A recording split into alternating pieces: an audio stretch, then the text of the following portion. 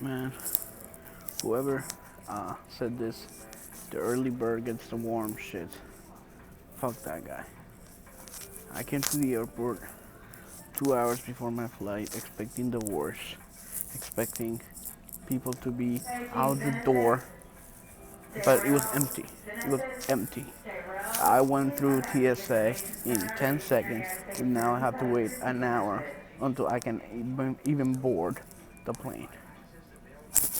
I could have been asleep. I'm so tired. I'm not in a good mood now. But hey, going home, so I guess that will get better. But yeah, early bird gets the worm. Get the fuck out of here.